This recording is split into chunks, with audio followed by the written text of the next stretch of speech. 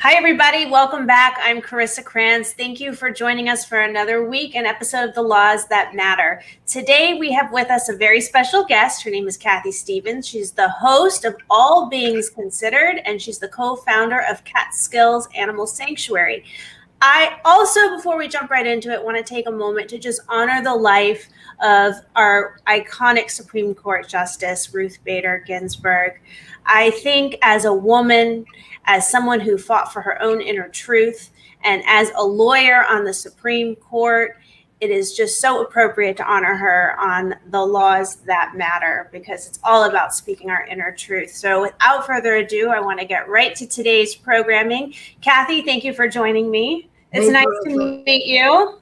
Likewise, thanks for the invitation. Yeah, so I've never actually spoken to you, so it's great to get to know you live in real time, very authentic here. So I've known a lot about you. I've known all about your podcast, All Beings Considered, and all the great work you're doing with the farm animals. So tell us a little bit about yourself. Who are you? Oh, my word. Loaded question. I am a person who's very aware of my privilege, and even though I didn't name it when I was a kid, I knew it. As a person who grew up in sort of an upper middle class white family in the South, I was sort of aware of it from an early age, surrounded by racist points of view, very traditional upbringing, and I was just an apple that fell very far from the tree. And what has always motivated me throughout my entire life is trying to help other beings, not just humans, other beings know the same joy that I've had the privilege to know my whole life. And I became a teacher.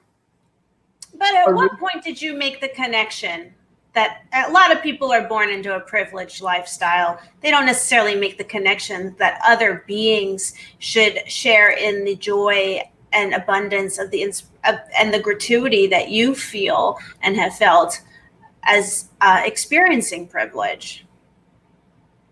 I saw racism at a very early age, and it never made sense to me. It pained me deeply. I saw it in my own immediate family. It pained me. It humiliated me. It still brings me to tears. I saw my dad raised horses. So I had the privilege, another privilege of growing up on a horse farm. And, you know, my playground was creeks and rivers and fields. And I had dear friends, but those friends included animal friends. When you said you had dear friends, I thought you meant that you had deer in your backyard that were your friends. We did have deer. Oh, that too. Wandering. You had deer friends. They weren't necessarily my friends, But so I had parents who loved me, who tried to raise us well. Not that there weren't issues, because there certainly were issues, dysfunctional relationship between my parents and alcoholism and a lot of it. But still, every day I woke up being part of a family where we never had to struggle financially, where I had my own pony. I mean, come on, where my playground was this hundreds of acres farm. And so I just knew, Carissa. How did you just know? I want to get to that. But a lot of us grow up with dogs. A lot of us grow up with cats. A lot of us even will grow up on a farm where they love their animals, and then they watch the animals go off on a truck one day, and that's just life. So what is it that triggered you? I would say that the question is, instead, what is it that it allows people who might be different in that way to turn off the switch, to turn off the compassion? I think most people have that off switch because it's switch. What turned it on? Everybody has on off. Everybody has cognitive dissonance. This is the human dilemma. This is part of being human. So what is it that woke you up? And to be honest, once you wake up in one thing, it doesn't end there. That just expands the consciousness to keep waking up in other things. It's just that there's an expanse that's infinite, it doesn't end. So right. you turned on. What turned you on, and what needs to happen to help turn other people on? In all areas of life. That's not just animals. It's all areas of spirituality and compassion and love and kindness, and extending that circle to all beings, whether it's race, religion, animals, whatever. All I can say, I don't know that I can answer that question directly, because I think that compassion gene, we have it, all of us have it. I was never forced to turn it off. For whatever reason, I am my father's daughter, and my father was a profoundly strong, courageous man. He also happened to be racist, right? But some of it might be an internal strength, but I also think that some of it was that life never forced me to turn it off. I never had to fight for my safety. I never had to fight for food. I never had to fight for the teacher's attention. I never, and so. Yeah, but in a lot of ways, that would mean that somebody would just have it off because it was just so easy. They didn't have to turn it on in order to realize how they were affected, because you weren't affected. You were just somehow in a state of awareness. A state of awareness, yes, that even though, again, this is something you don't articulate when you're 7, right? We don't have the language. We have the feelings. We don't have the language to accompany the feelings. Mm-hmm. I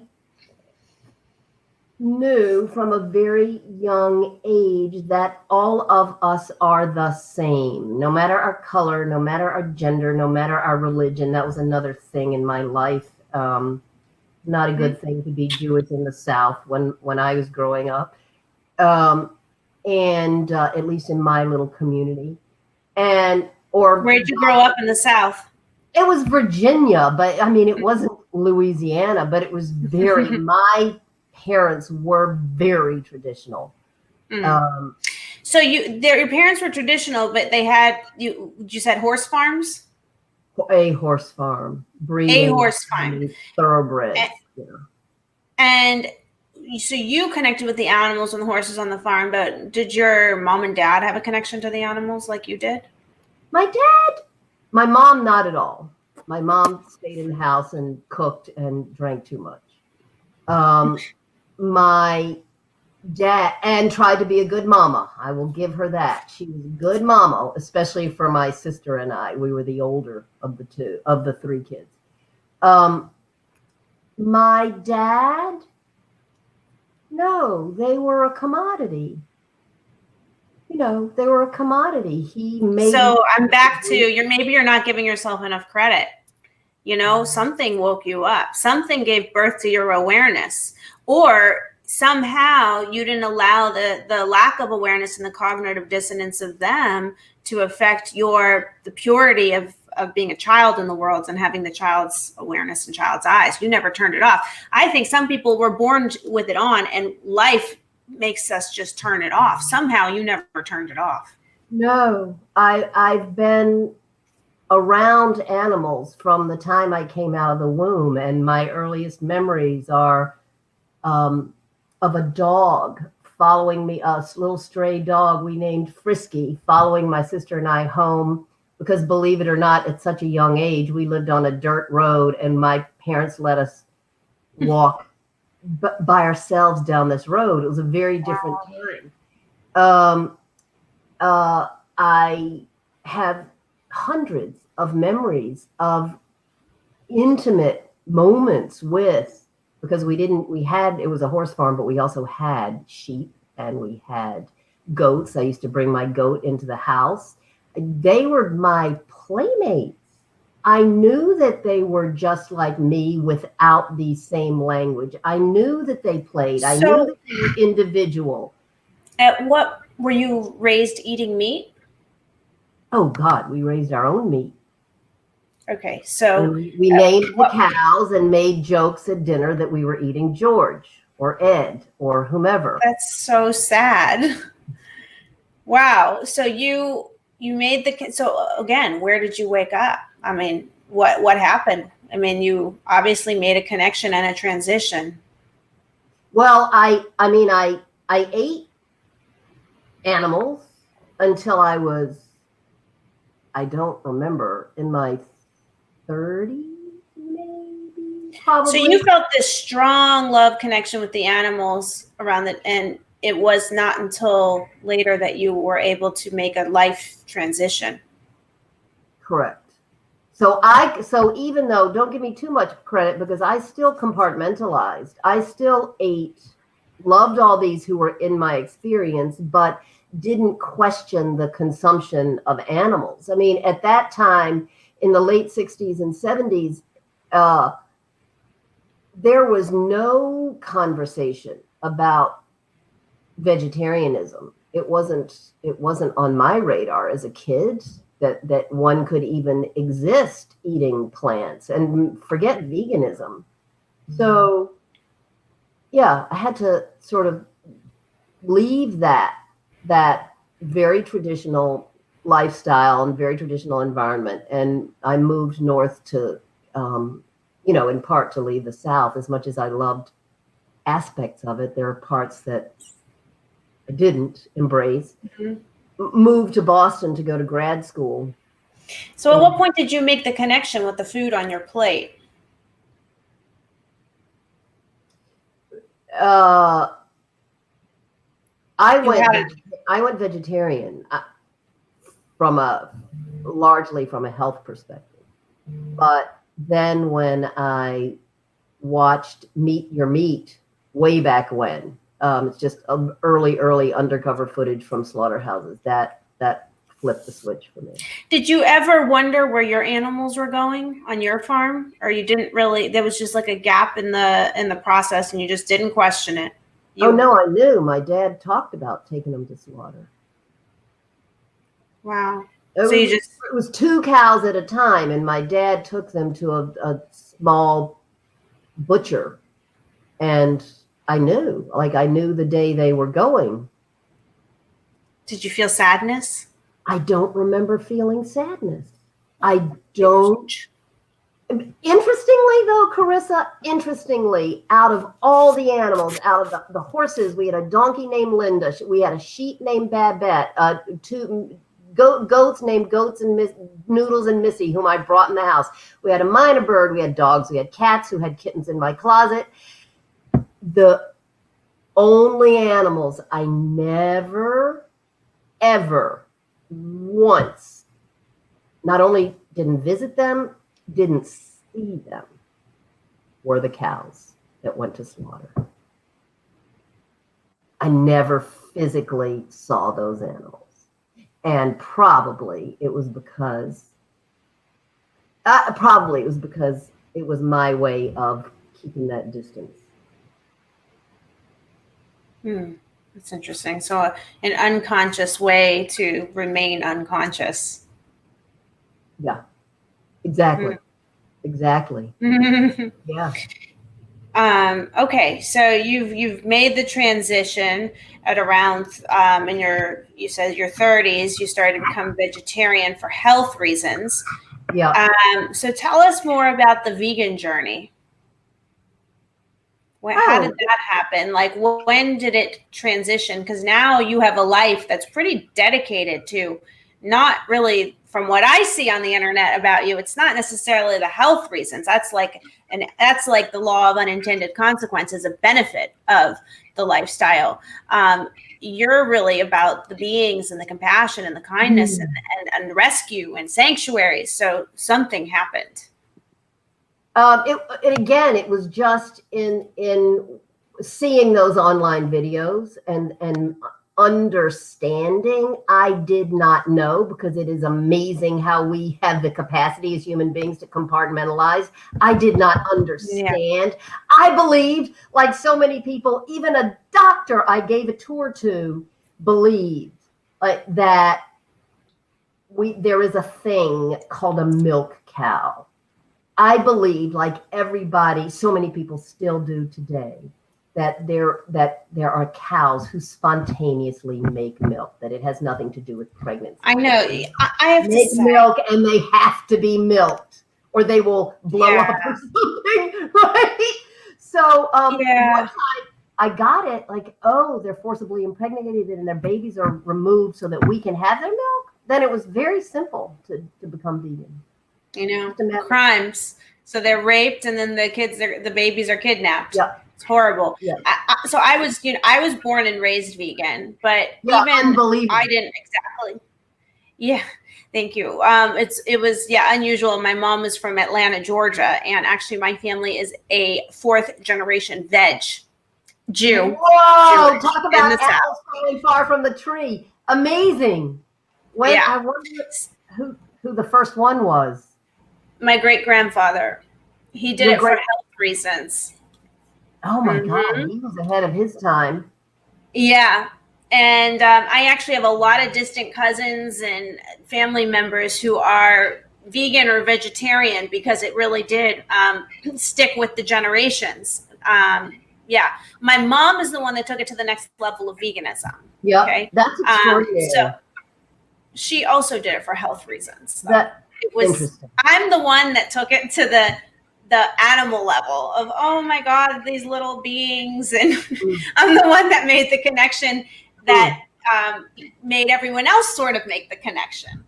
You know, like it's just, it's a process. Yeah. So anyway, I don't know where I was going with that, but it did start with health in my family as well. And then there was there was a turning point where people woke up and it was like, oh, well, let's think about this. Like, what is this space on our plate, and where did this come from, and what did it go through, and how is this affecting our collective consciousness? Right. So extended family, that's still pretty rare in this culture.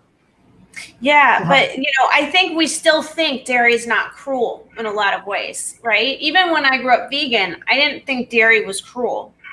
I didn't really know that. It's not something I think it is talked about, and I don't think it's on a lot of people's radar unless you're an activist and an animal activist out there who happens to know about these things. I think chicken culling, where all these little baby male chicks, which is gender discrimination right there, are basically, as soon as the male chicks are born, they're separated from the females and they are put on grinders and grinded alive, millions of them at a time, or they're put into gas chambers because they can't lay eggs. So we can continue in the egg industry or what have you. Right.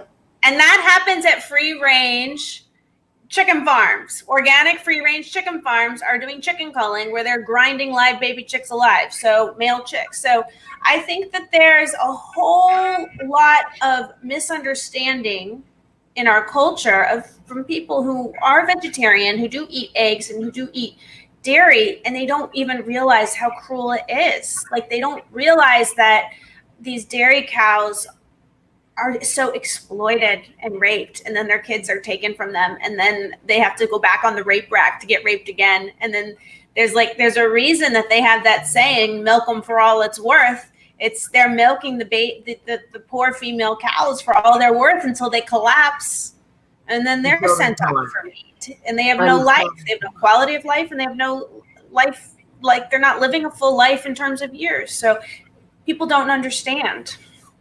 It's an education process. They don't understand, despite the fact that the information is so readily available. And I believe that compared to when we started 20 years ago, you almost have to have your head intentionally buried in the sand to not have any of these things on your radar, whether it's books or documentaries or underground video or undercover video.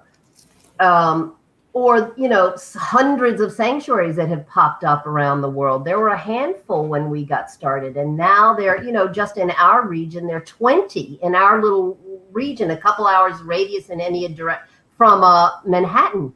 So I think one of the things that is our collective job, we animal lovers, we vegans, is to ask the question, how, you set aside this small group of bad people, the bad apples. You set them aside because they are invested in the status quo. They are working as hard as they can as this country becomes more brown, right?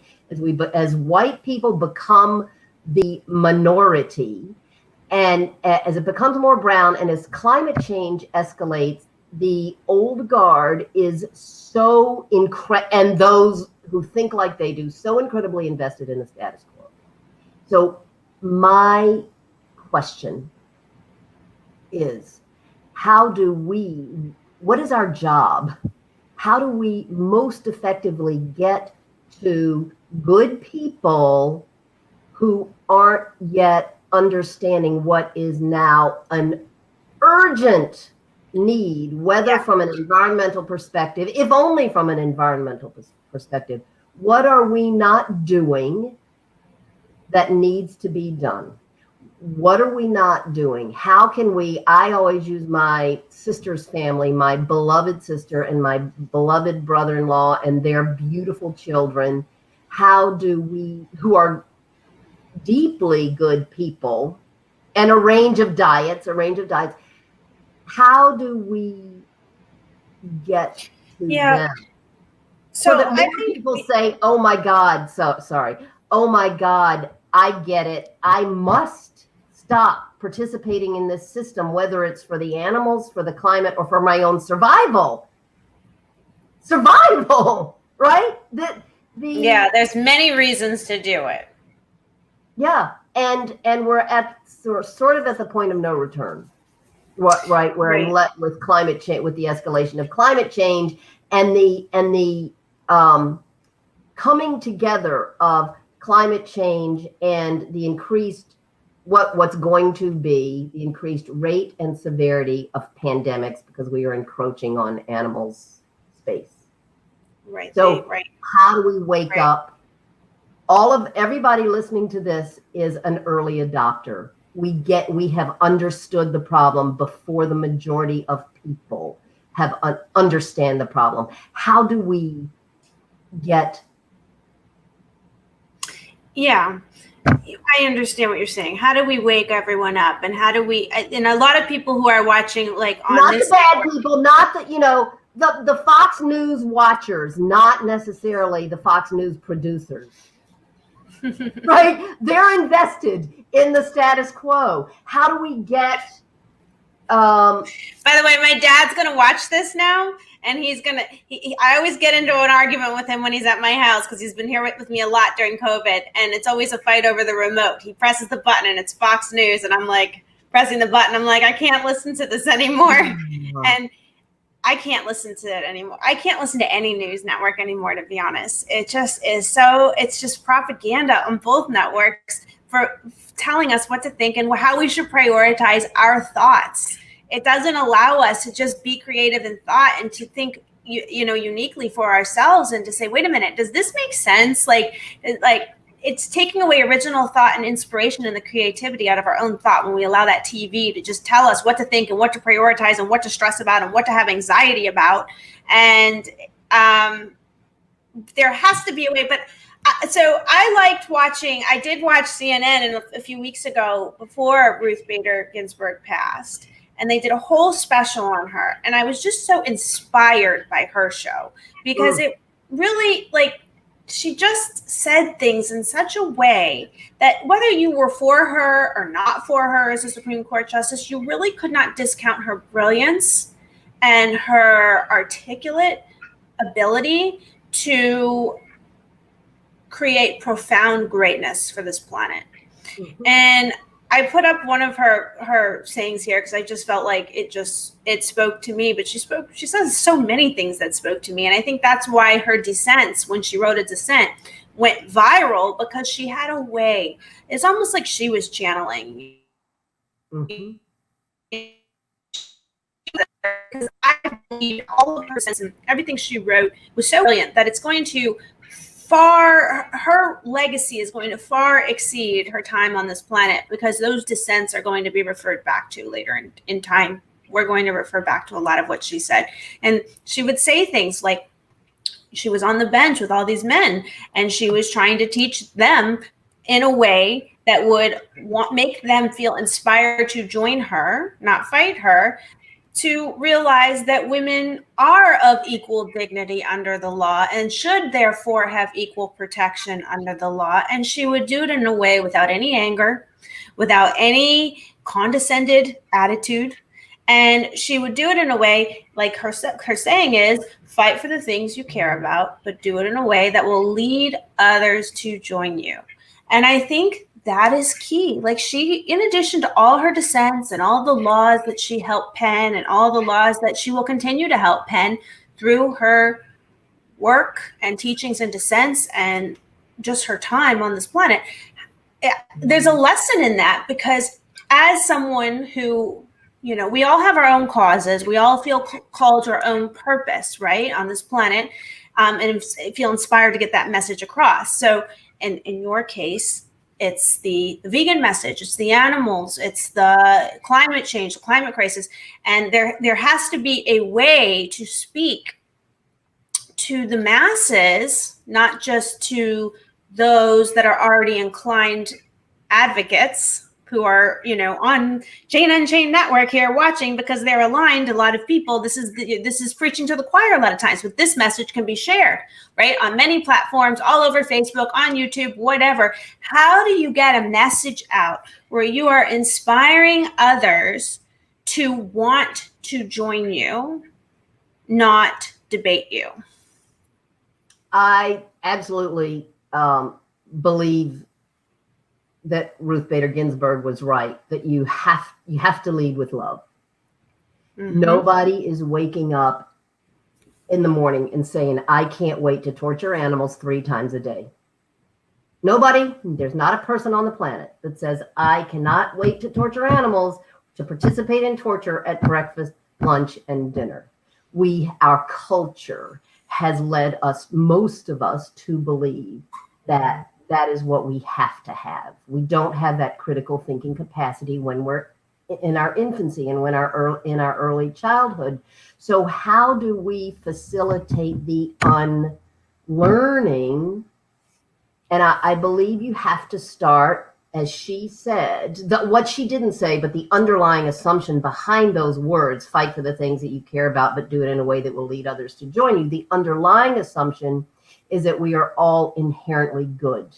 We all have inherent kindness, and mm-hmm. we are not intending to harm through our actions, right? Mm-hmm. But if the consequences are harming, then we then, as people who are inherently good or kind, have to circle back and question our behaviors. So we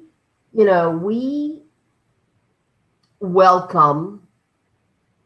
Our mantra is, we have a few, but we have a tagline, love spoken here. We try to lead with love. And that not only applies to how we work with the animals, right? When you take in a broken being, you have to proceed at that broken being's own pace, in terms of having him or her come to trust you.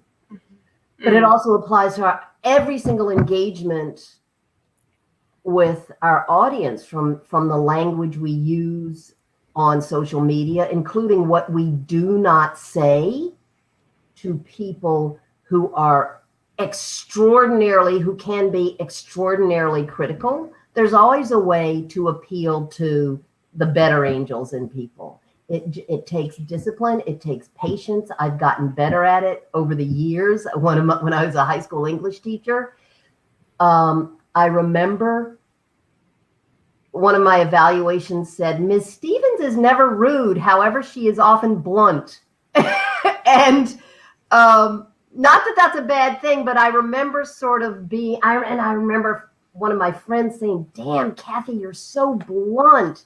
Well, I've learned over time how to have more nuance, how to say the same, convey the same message with different words. So that's how I think we have to do it with love. And I think we have to do it with non-judgment. But there is this phenomenon of that's in all social change, I studied social change in graduate school, and you've got the early adopters, whether it's gay rights, civil rights, immigrant rights, labor rights, women's rights, what have you. You have those who understand from the beginning that a cruelty perpetrated against somebody on the basis of skin color, religion, ethnicity, gender expression, species is wrong. But then you have people who just don't get it because they're just, like my beautiful sister.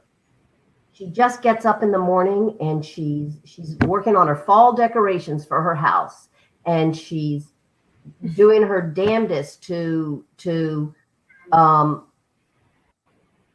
live a good life, but it's a life that takes place inside her house and with her immediate friends. How do you get those good people with good hearts, because they have good hearts, to understand that it is their lack of engagement with these various social ills that is the reason we're here in the first place. Martin Luther King, I think, is the civil rights leader who said something like, the problem is not the evil few, but the many who turn their backs. The many who ignore what's wrong. How? I am saying this out loud. I'm saying this out loud to Catskill Animal Sanctuary. I'm saying it out loud to Jane Unchained. Jane is doing beautiful things with Silesh Rao. And, she... Yeah. And I like how Dr. Rao always says you might be, if you're already a vegan of heart, basically. You may not have made the connection on your plate, but you already have a vegan heart. If you feel compassion, you have a vegan heart. And I would say I love that. I didn't know he said that. Thank you for mentioning that. I'm going to remember that. I would say that describes the majority of us. Yeah. So how do we, you and Jane connect, and everybody viewing it, how do we connect in order to do our damnedest to inspire change is the challenge that we face as every day the situation becomes increasingly urgent. Right. Yeah. I think the answer is to just keep talking about it, keep having a conversation, and share it out as much as possible. And, you never know who's going to watch. I'm sorry. There's a chipmunk in my house. Hold on. I just got to make sure the dogs don't get it. Oh. No!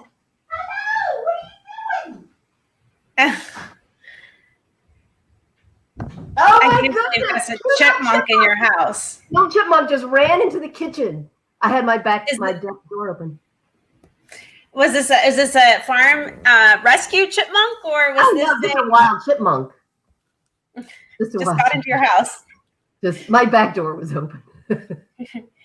So, all right. So let's take that and open the door to talking about your sanctuary and the animals that you have there, and just tell us about it. What gets you up every day? Oh my goodness. The recognition which I have from not only from growing up with animals, but particularly from 20 years of doing this work, that we truly are all the same. And what that means for us is what we know to be true about our dogs and cats, whether or not we've brought the thought to consciousness. We all want love. We all are remarkably individual. 10 pigs or 10 chickens or 10 ducks or 10 goats or 10 sheep are as different as any 10 human. Absolutely. We know that about our dogs if we've had dogs all our lives, or we know that about our cats, where we live in a world that discourages us from knowing that about the animals who wind up on our plate. These animals experience every emotion we do, including grief when they lose their best friend. They pain and suffering feel no different to them than they do to us. So what gets me up is that when I look at a cow, I see an equal. I see somebody who has a different language and has different ways of expression, but who wants her life as much as I want mine. And so that compels us ever onward. That's number one. Another thing that gets me up is the urgency. We're out of time. I feel for people being born now. What will this planet look like in a handful of years? Scientists have been saying for a very long time that we're burning up the planet. We're not paying attention to global warming, and animal agriculture is one of the leading causes of global warming. So the urgency of it gets me up in the morning. And the other thing that gets me up in the morning is this recognition that I'm one of the luckiest around. I'm a human. I'm white. I'm American. I'm certainly not wealthy. I live a very modest lifestyle, but I'm comfortable. I don't have COVID. I'm physically able. So it's that notion that in this world of so much suffering, no matter what kind of angst I feel, I need to shut up and just do the work because I'm still among the luckiest. Mm-hmm. That's important. We all need to do our work, right? I always feel that way too. Like I feel a sense of it.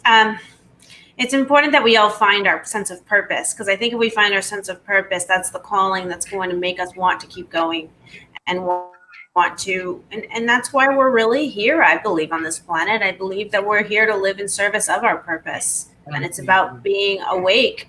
I mean, you were probably, I believe, placed into the paradigm that you were placed into growing up on a farm with your family, sending animals off to slaughter because you needed to have a frame of reference and wake up so you could relate and talk about this and make the connection of what's really going on. And now you have, so you still haven't really told us about your sanctuary, like all the animals you have there, but these are not animals that are going off to slaughter. So yeah.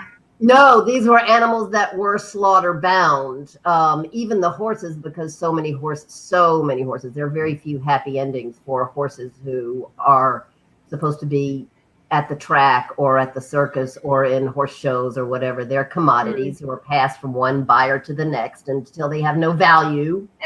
And that's another thing I think it's important to bring up. When you just say commodities, like we have a long way to go, even with the status of our pets, when it comes to how the law sees animals. In America, our pets, like dogs and cats, depending on the state you live in, have different rights. So if you're in California and you lose an animal, you can't, but because somebody did a malicious act, you can actually sue them and get pain and suffering as if you lost a family member. In Florida, where I am now, if you lose an animal because someone murdered it, you can pretty much only get the adoption fee back. They're considered a commodity. Animals are considered property. So we really have had many movements. Civil rights movement, gender equality movement, and there is this movement. It's not only just the activist movement, there is a legal movement here that, which side of history are you going to be on? Because we know the right side, right? Isn't that the truth? My dad once said, we were having a conversation, and my dad once said, he was a young man in the 60s, in the 50s and 60s, and he said, had I been black, you can bet you I would have been out on the streets, right? Oh, it doesn't affect me, so I don't need to go there. Well, it is not only which side of history are we going to be on. People.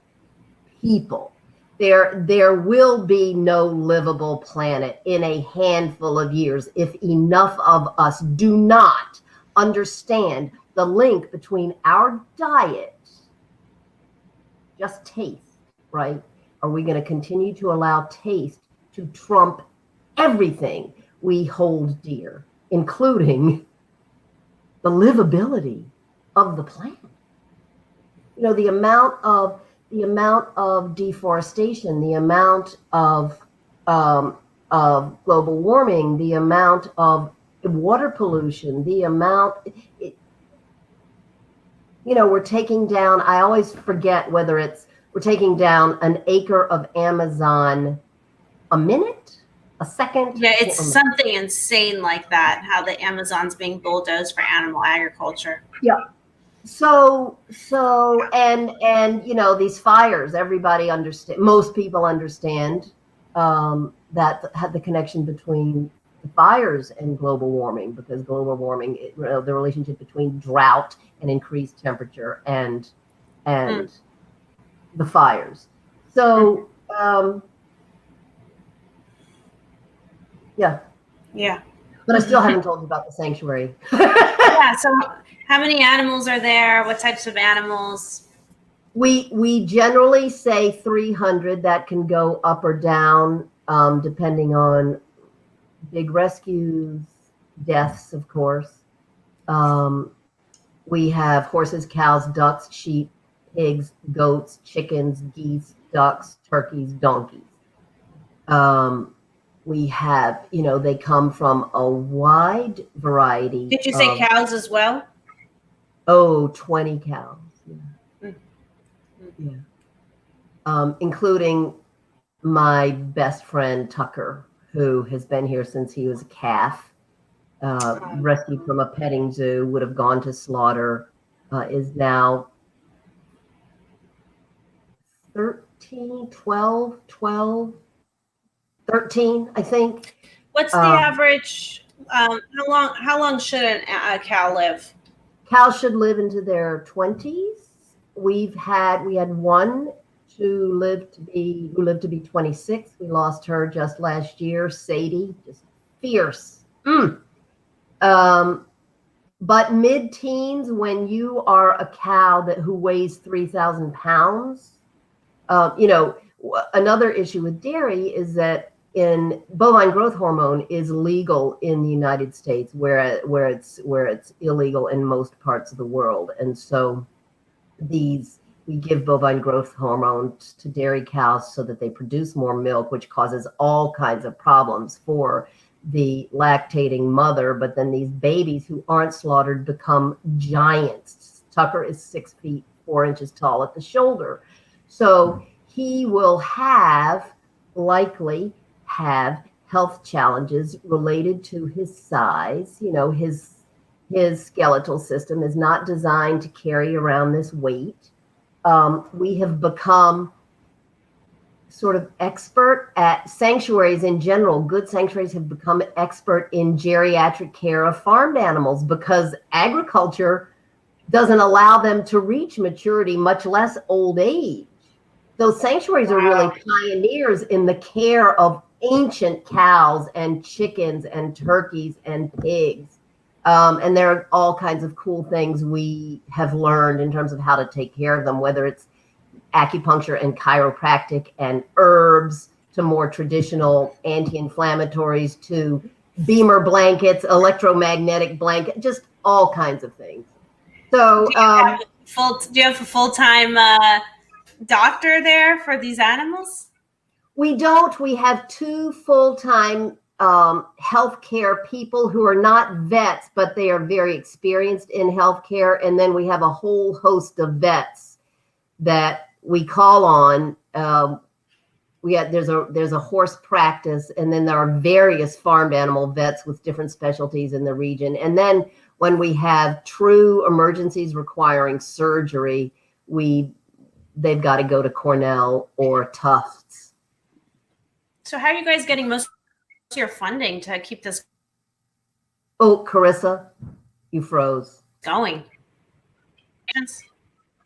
Oh, I froze. How are you guys getting your funding to keep this going? It's obviously an expensive operation for all these animals to get all the medical care they need and the surgeries and just care. And $100,000 in patients. Sorry, What? I think you're asking about funding. You're cutting out. You're asking about funding. I am? So Yeah, I was asking about funding, yeah. we have many sources of income. We have been challenged this year, like plenty of other sanctuaries, because we haven't been able to open for tours. We haven't been able to open our bed and breakfast in the way that we normally have done it. We've had to So explain the bed and breakfast concept. That's also sounds very recharging and wonderful. I mean, in COVID, everyone's going to attack everybody. I mean, I don't want to waste a moment of this show giving into a detractor. You're doing so much good stuff. the bed and breakfast is right on the property. We've limited it this year to one party at a time. So whereas it's a 4-bedroom bed and breakfast, we're only renting it out to a family group or to a group of friends just to keep it safe. Then we COVID clean it between rentals, but it's a 200-year-old farmhouse, fully renovated, and people stay here and then wander down and hang out with the animals. It's a very rejuvenating experience. It's a lovely place. One thing that is unique about Catskill is that we have a group of free rangers. We call them the Underfoot family. I introduced them in my first book written back in 2007, which is still available online. It's called Where the Blind Horse Sings. And the Underfoots are animals who are allowed to, we open their doors in the morning. They go wherever they want to go on the property all day long, which often includes like right up to people's cars or trying to steal people's lunches, or, they become so, I hate to say dog-like, because somehow that takes something away from them. But what we hear from visitors over and over and over, sometimes through tears, is, oh my God, I had no idea that this is who they are. People don't expect for turkeys to run up and demand a hug. People do not expect chickens. People do not expect chickens to fall asleep in their arms. People do not expect cows to come up and lick their faces until they have to pull away, because a cow kiss is like a cat kiss on steroids. It's so scratchy, but cows are deeply affectionate animals and need to express that somehow. And through licking is how they do it. People are disarmed by the animals, and as no matter what we do with our vegan cooking program and our vegan blog and our cookbook and our tours, our heart-opening tours, no matter what we do, it's the animals who change people's hearts and minds and behavior far better than we will ever be able to do. We are just sort of the conduit who makes the introduction. Are you completely booked out there, or are you not getting the bookings because of COVID? Oh, we're not getting the bookings like we normally do. We are normally full in the spring, summer, fall, but people don't necessarily want to come stay for multiple days. People don't necessarily want to bring their whole family. So it's a struggle. We've been, like all sanctuaries and like all nonprofits, look, this is a new day, right? We're all having to pivot, the word of the year, the cliche of the year, right? We're all having to reinvent ourselves, and we've done it through live videos. We're doing our tours with a program called Sanctuary Live, where people can log in a couple times a week, and if they want, get introduced to different animals, or go to our website and get a customized tour. So we're reinventing ourselves, and will continue to reinvent ourselves as this drama called COVID unfolds. Mm-hmm. I wish you could give me a tour right now. I wish the camera could go around. I'd love to see it. Yeah, I'll have to make a trip. I'm in Florida, Well, but CAS Live is a pretty cool way to do it. If you or the other listeners wanted to log on and check out CAS Live, it's a great introduction. And Kaden and Lauren, the two people who run the program, are so. I still want to go in person, like you. Okay, I've been born vegan. But I mean, I've never given a turkey a hug or had a chicken fall asleep in my hands or had a cow lick me. I mean, I remember once when I was little, I was walking in Georgia and we stopped to get gas and there were these cows. And I remember I walked up to them and I went to pet it, and I felt sorry for it. Like I was very aware that I knew it was a free range cow. I just knew that the cow was there to be sent for slaughter. Sure. I was probably 10 years old. And I just connected with the cow. And I don't even think I've ever really retold this story, to be honest. It's just a moment I remember that you're reminding me when you're talking of that connection with the animal that you can feel. And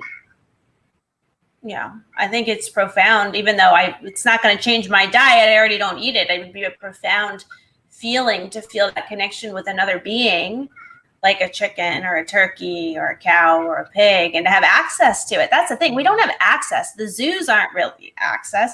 And the farms that they're raised in, they're treated like commodities. That's not like access. So it's kind of remarkable to have a bed and breakfast where these animals can roam free and become your friends, and you can have a whole awakening of a weekend.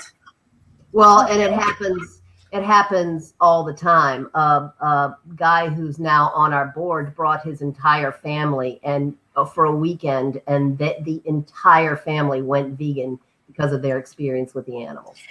I remember the people that come there, are they usually vegan already, or are they becoming vegan after their time there?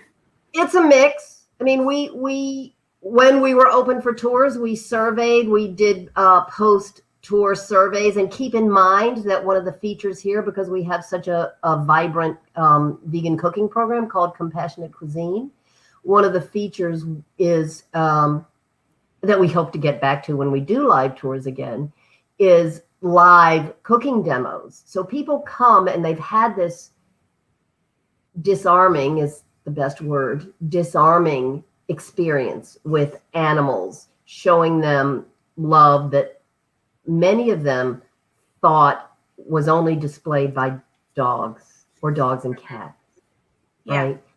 I've never known a dog as friendly as Michael the turkey. Michael the turkey sees a human being, and Michael's a girl. Her face lights up, like, "Oh my God, people!" And she comes over. "Please get down on the ground and love me right now." So that what, Carissa? What'd you say? What was your question or comment? I went off. I don't know, but I like where you're going with it, because that's what people need. That's what I want to hear. I want to experience that. I want to meet Michael the turkey. I know. So you said, are most people who's your audience? Yeah, so, right. Are they already vegan, or are they waking up like they're just curious? It's a big mix. But when we were open for tours, we surveyed people, and 93% of the non-vegans, 93% said that as a result of the experience, they intended to reduce or eliminate animal products. So that's the power of sanctuaries that is not truly understood, that I would encourage listeners who have had the experience, viewers who've had the experience of sanctuaries, to get your friends to a sanctuary as quickly as possible, your meat-eating friends, because the animals know how to work it. They know. Yeah. Yeah. You know, it's almost like do you ever do spiritual retreats there, like where you could get like those that are already on a path of spirituality and that want to reconnect with nature, like open it up in a way to have them have just a retreat there, let it become their own awakening. Like they'll let them make that connection. Do you ever do anything like that? We do. We've done that on request rather than organizing a program. We've opened the sanctuary up to all kinds of groups, whether it's a literally a spiritual group or a yoga weekend or a Reiki weekend. So we do that sort of on request. Yeah. Yeah, but I'm sure that's where you get people who make the connection and convert over and say, you know what, I spirituality, those are into Reiki and healing, and then they're put into an environment where they're with nature and animals and unity. It's like once you know, you cannot not know. Once you know, you cannot unknow, and there's tremendous power. I really do encourage people to find a sanctuary near them. They are probably closed. Most of them are probably closed. I mean, okay, but can you stay at many of them? I mean, yours seems unique as a bed and breakfast. A handful have bed and breakfast, not too many. But Woodstock has a bed and breakfast. Farm Sanctuary has tiny houses. Some others are adding bed and breakfast. What makes us the most unique is the comprehensiveness of our educational programming. The way we lead from a place of non-judgment, and the underfoots. Those turkeys who will just hop in your car if you let them. Aww. Or the goats would, for sure. In fact, we've had lots of goats in cars. Yeah. Wow, it seems like such an experience. I want to see it. I talked about it. One thing. I wish we had video. Are surely an experience. Yeah, the in your face ones. Yeah. Okay. So you do many things. You have a bed and breakfast, a farm sanctuary. You host a show, All Beings Considered. When can people find you in that show, by the way? We're on hiatus. COVID just put such a wrench in things, and I just didn't have the bandwidth to do it justice. So we're coming back on air in January. Okay. And where can people find old episodes right now? Oh, they're on. You can if you just Google All Beings Considered. It's on Spotify. It's on most of the podcast channels. It's a great name. Jane was one of our early guests, by the way. She was one of our first guests, and so was Silas Rao. And if people are not familiar with him through Jane, they should check him out at climatehealers.org. He's doing phenomenal visionary work. We've had him on this show as well, and he was brilliant. Oh, he is brilliant. Yeah, he's brilliant. Another enlightened being. Okay, so I know we're kind of running out of time. So where can people get your books? Where can people find you? What's next? Any upcoming projects? We do have some upcoming projects that I can't yet spill the beans about. So I would just encourage people to stay tuned to our social media. We're on all the social media channels: YouTube, Insta, Facebook, TikTok, Twitter. So you're going to have to let me know so we can bring you back on for an announcement. Sure. People can check out All Beings Considered. You can find all of this through the website as well. I have a public figure page, so we're all over the place, as one has to be these days. Yeah, all over the place, but all online. Mostly online, yeah. No speaking this year. No, I spend a lot of the warm season traveling, doing speaking gigs. That came to a halt. As I say, everything's changed. Everything changed except for the needs of 300 animals. The vet bills haven't gone away. The hay bills have not gone away. The bedding bills have not gone away. The need to repair the barns and 30 buildings on 150 acres. None of that has gone away. So the reality of how we support it is what has changed, and the reality of how we get our message out. So would you be able to, if we did another segment, go out with your phone on a selfie stick and give us a tour and show us the turkey that wants to give a hug and a donkey that wants to jump in a car? Oh, heck yeah. And do a spontaneous journey through the Catskills? Oh, heck yeah. And I'd like to do that. I'd be delighted to do it, but Caden and Lauren are pretty wonderful at it as well. Well, I would like everyone to maybe be a part of it if we did that. I think that'd be a great segment. I think people like some people can be narrating, some people can be jumping in. So you can get the camera. We can have more people. Some people will be kissed. Some people will have turkeys in their laps. Yeah. Yeah, but we can have multiple people up on at once on the screen here, so we can get like all these different live shots. Yeah, if you can do it technologically on your end, we can certainly do it. Yeah, I mean, we're a little bit limited in terms of bandwidth. There's some parts of the sanctuary that where the connection drops, so it would be hardest to meet the cows. We would have to make sure the cows are strategically located that day. Maybe we'd even let them out to be underfoots. Tucker has been an underfoot from time to time. The 3,000 pound cow. I think we should do this. We'll have to get with Paige and plan this, because I think, it's one thing to hear all this, all these stories that painting a beautiful picture of it. I think another thing to watch it and be spontaneous and just see what happens, right? No, it's all about the animals. Yeah, it's all about people will be completely floored. I promise. Yeah. Let's do it. Let's plan it. Okay. I want to plan this one. All right. I'm feeling left out. I feel like I wanted a tour today and I didn't get a tour. Yeah. And with COVID, it's not so easy. So I think it'd be great to and if I'm sure you're, like you said, the vet bills and everything, the geriatric bills, and with COVID and I'm sure that you guys could allow the world to see all the good that you're doing. And I don't know what your funding situation is, but I'm sure you could always use funding. So every sanctuary on the planet right now needs funding. Every sanctuary on the planet, including us, needs funding. Life is very different today. Yeah. Yeah. Well, thank you so much for joining me. It was nice to get to know you here. It's been such a pleasure, Carissa. I'm delighted. And I look forward to having you back and keep up all the wonderful things you're doing. I think that it is just such great work. Everything you're doing is from a place of love, like you said at the beginning. I mean, the shows, the books, the sanctuary. Only way to do it. It's always it's touching to meet people like you. So stay tuned. We're going to do this again with a tour. Right. And the next one with the animals will be way more fun. Thanks, Carissa, for this wonderful opportunity. Okay, thank you. Thank you for joining us. I will, and I'm sure maybe if she's watching this, she'll hear it for herself.